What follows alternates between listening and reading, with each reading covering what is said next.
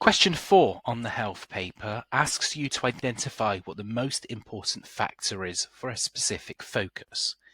It's worth 16 marks, so we want to spend about 20 to 25 minutes writing this, and for the higher levels we're aiming for, hopefully, 3 factors discussed and a conclusion, so 4 paragraphs in total. Now, just a reminder there on the screen of what our 7 factors are. Role of the individual or individual genius.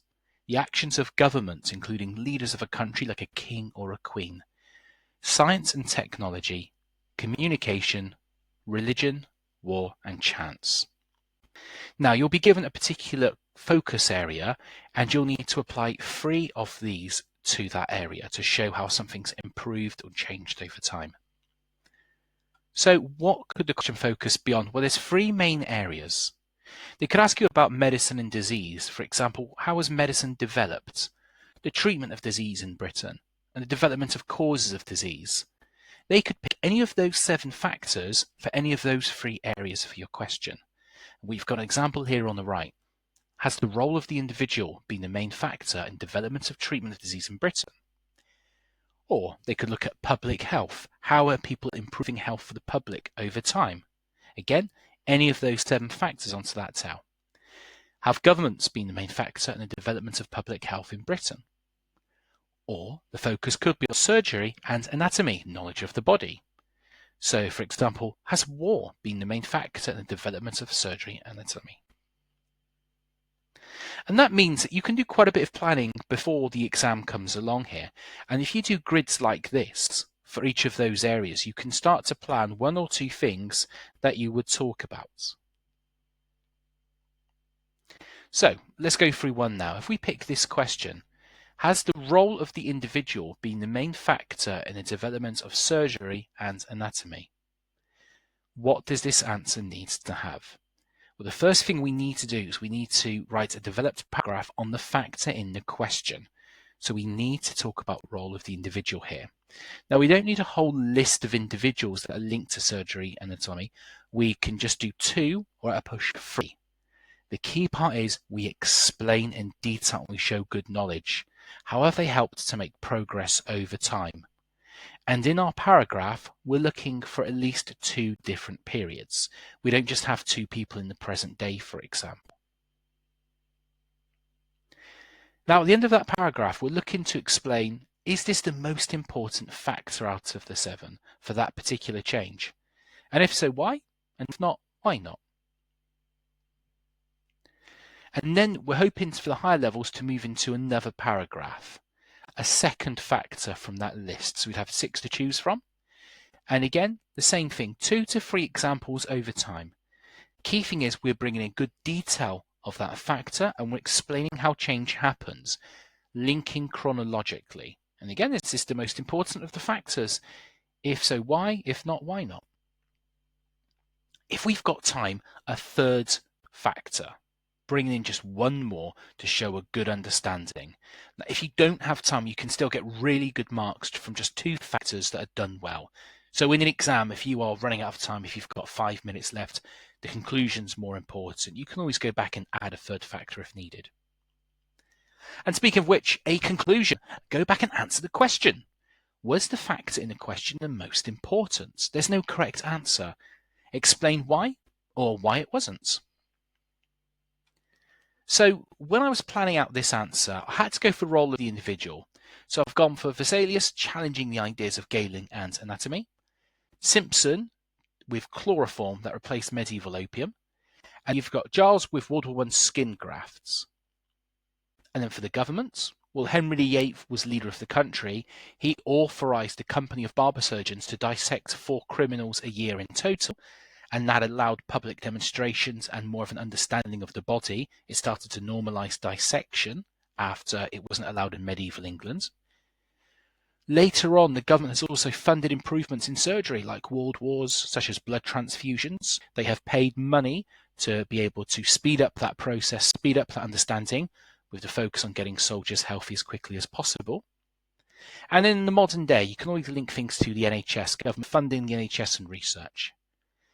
And then for science and technology, well, if we wanted to look at medieval period, we could talk about arrow pullers being designed and improving surgery. We've got here surgery technology evolving as weapons do as well. You've also got the design of the printing press. And when that comes in England, it means that news can be circulated more easily, and so can images as well. And then in the present day, we've got things like keyhole surgery, where you don't have to make huge cuts anymore. You've got the latest technology to help surgeons. Now, actually, I moved some of these out, one from each column, because I felt I'd be writing too much here. And this is what I've gone for. And again, I'm looking for those at least 3 different time periods. So although I haven't got anything from medieval here, I've highlighted what I've got from the Renaissance period. That's revision book 2. I've got Simpson from the 1800s to the 1900s, revision book 3. And then from the 1900s to the present day, I'm talking about world wars and keyhole surgery. So I'm showing my examiner a good range of knowledge over the time period. I'm already planning out what my most important is going to be before I start writing. I'm going to say it's the government. You'll understand why I'm going to start writing, but I would encourage you to do the same. It helps structure your argument. Decide which is the most important before you start writing. And there's no correct answer here. It's just how you form your arguments. You're not looking for a specific factor to be mentioned as the most important. Okay, paragraph 1. So I would start off with the factor in the question. Here we've got role of the individual. So I've got a good focus there for my starting point. It could be argued that the role of the individual has been the most important factor in the development of surgery and anatomy. For example, in the 1500s, Vesalius was able to challenge the medieval ideas of Galen by performing dissection on criminals. He not only performed these dissections publicly, but was also able to write up his findings and drawings of the body in books such as Fabric of the Human Body. So already I've got a good knowledge. Show my examiner I know about Vesalius, I know what he did, I've got some good details in there. But I need to actually focus on the question here, that idea of development of surgery. I've not really discussed that yet. So this was important to the development of surgery. See, I've got that focus there on the tail of the question. Anatomy, and his books used accurate diagrams to help understand the human body. It showed there was more to discover about the body, and this inspired other individuals to investigate and improve their knowledge of surgery. So I'm explaining how he's the starting point for surgery anatomy to continue to develop. I'm then looking to mention one other person, so I've got James Simpson, and I've got my linking phrase in there, over time. More individuals continue to experiment for better surgery. One example is James Simpson, who in 1847 began using chloroform on patients.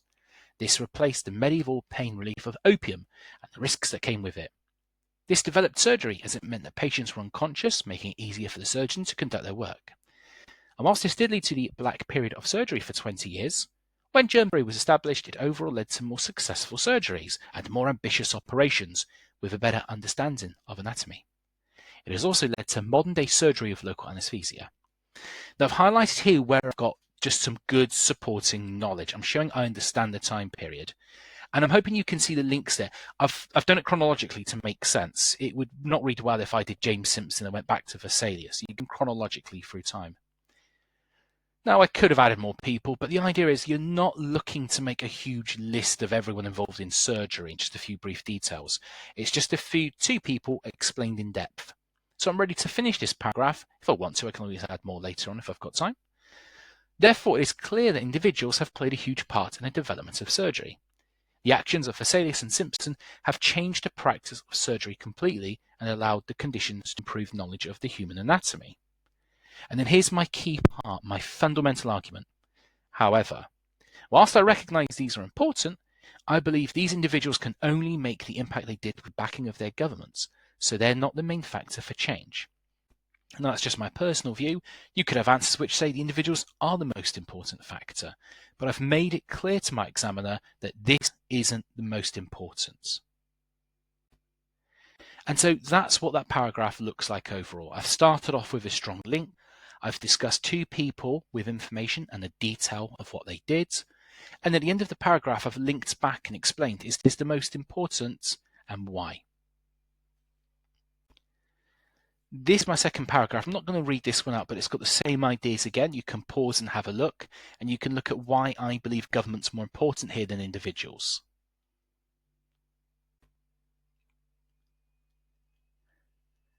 And then if I've got time, that third paragraph, that third factor, science and technology, again, similar things here, just two ideas, chronological order, how have they helped over time? You can just pause it and have a read of that.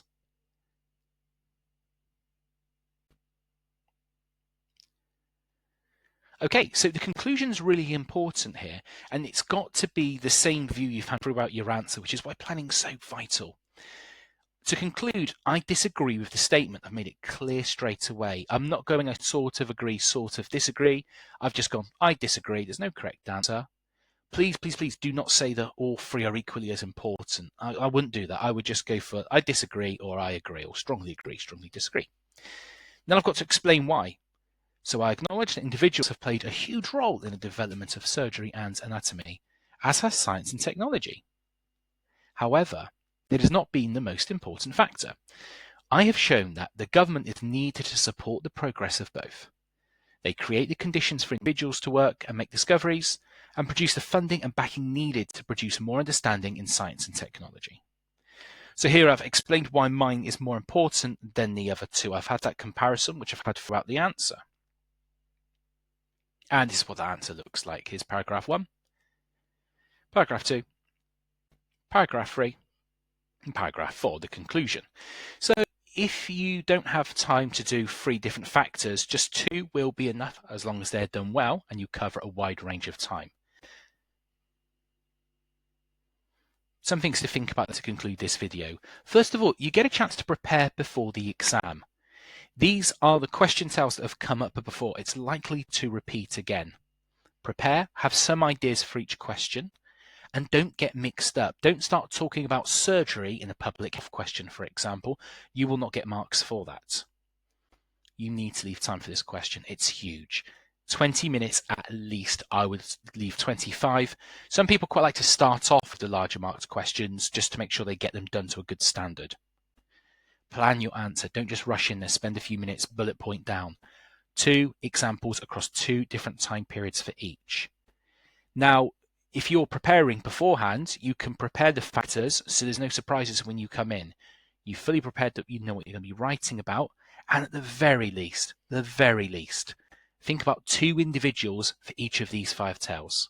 So we see the question, you can talk about how they've changed things over time in detail, and then maybe you'll start to remember some other factors you can link in as well to get some marks.